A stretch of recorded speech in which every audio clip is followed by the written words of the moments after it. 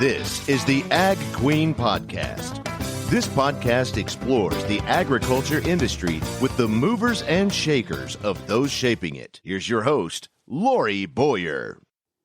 David Grindle is my guest here today, President and CEO of the International Association of Fairs and Expositions. David, let's start off by finding a little bit more out about you. I came to IFE in January of this year and have spent the last 15 years in association management as a leader for associations predominantly in the entertainment industry. But the thing I love about IFE is I go all the way back to growing up on a dairy farm, as well with multiple houses of laying hens, and then the assorted animals for our own use. David, now explain to me what the International Association of Fairs and Expositions is. IAFE has been around since 1884, supporting the agriculture fair industry. Fairs in America grew up as a way to bring communities together and have farmers come in and share innovation, both in breeding, in crop growth, and in the technology they're using. And then along with that came, bringing the community together for our creative arts competitions, and which church has the best bakers and which has, the best this and that. And it really grew into something that became a stalwart piece of Americana. And IFE, over its history, has been an organization that has helped fairs learn from one another. And in our contemporary world, we help them navigate some of the political challenges from the local to the federal. We provide them continuing education on everything from health and safety to law to best practices to make sure your guests have a positive experience when they come to the fair. So we are a trade association, but we really focus on helping our agriculture societies become better at producing what is an event circled on most people's calendar every year. When you say best management practices and helping the events, can you offer an example?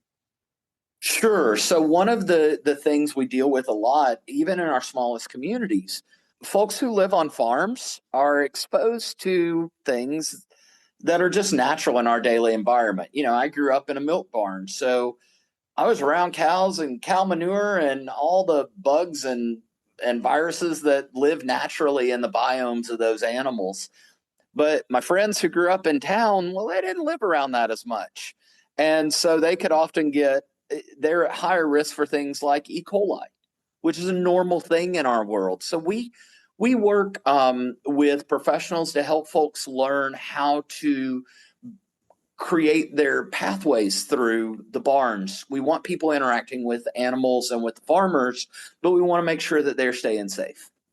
I see. And so we do courses like that. We do courses on safety and security at your fair, so that when you're there exhibiting, not only are we keeping the people safe who are coming through our barns, but we're keeping our animals safe.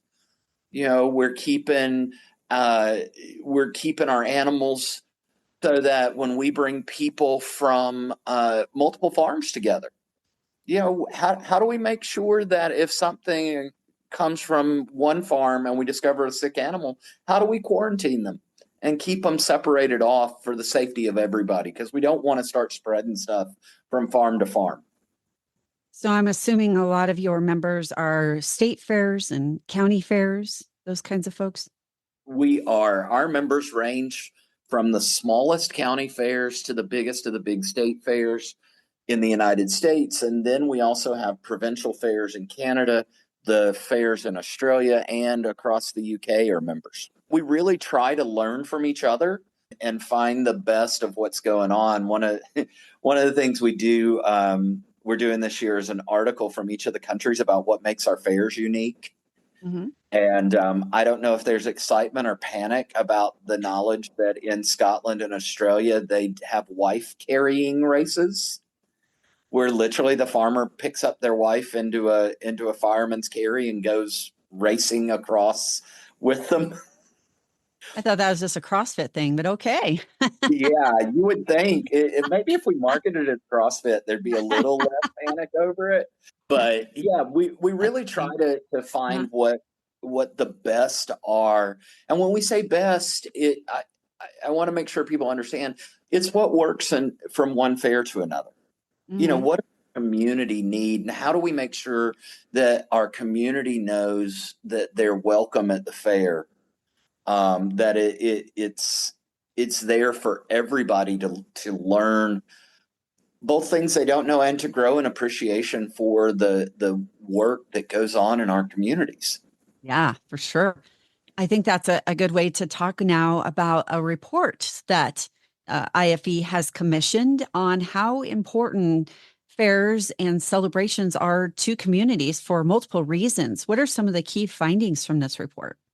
So, on a national level, I think one of the things that really surprises people is our fairs, which the average fair in America runs 6.6 days, and they generate nationally $30 billion of economic impact.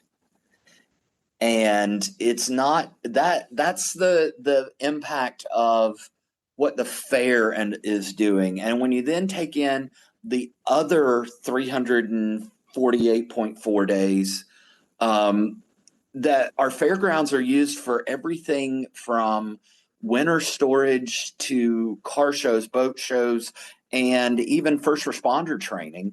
That fairgrounds in the United States generate almost $52 billion of economic impact and support 343,000 full time jobs in our country. And we don't think about that very often because oftentimes we look at a fairground and go, wonder if anything's going on. And often there's a lot going on, and sometimes even in emergencies, which is really exciting to get people to think about. We can't help but talk about the additional value that fairs and events bring to our communities when people are coming in and eating and staying in hotels and shopping, things like that. Right, David? Absolutely. And this is a thing we don't often think about, but folks come in, even if you're not staying overnight, often you're buying gas, you're stopping at the convenience store, you're making some extra little stops in town that you do because you're coming to the fair. Right. And what's interesting is a little bit of what's not in this study. Because we were trying to make it really easy for our fairs to participate. So this is a rather high level study. We could probably double and triple these numbers because if a fair brings carnival to town, carnival workers are buying food. We're not Oh, counting that part. that's a The good. carnival workers are shopping in town. We don't count that impact in this. So what is 30 billion in our study really multiplies quickly because those folks are making their lives on the road.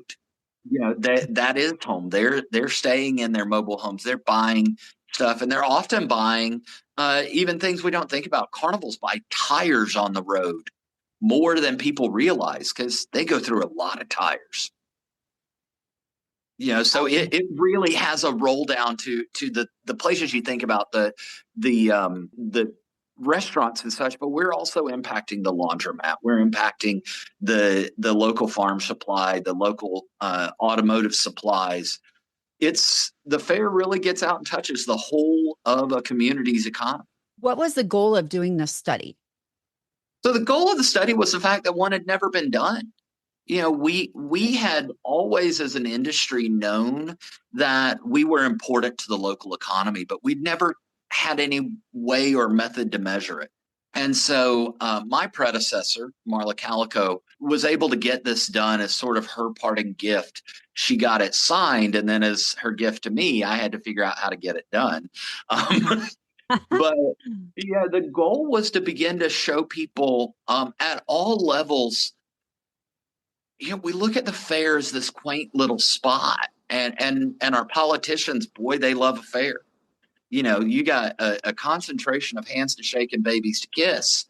Uh-huh. But just looking in Illinois alone, the average fair in Illinois generates $34,000 of sales tax for their community.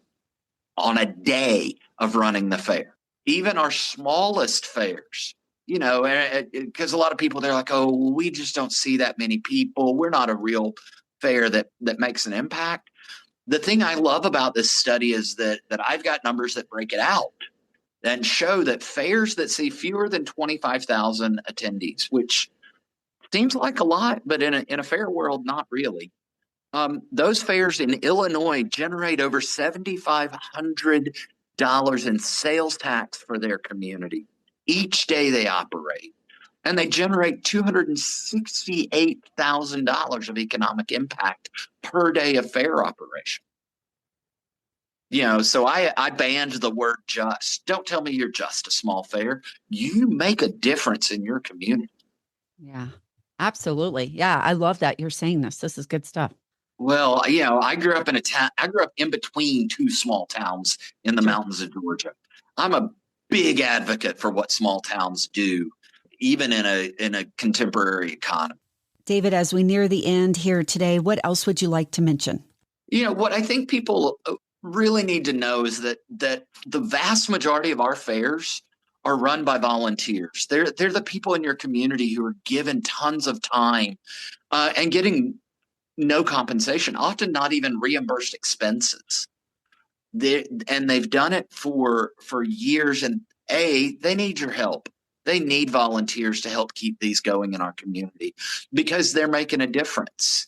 It is the place where the local civic group raises money, the local church group, or the kids are raising money for new band uniforms by parking cars.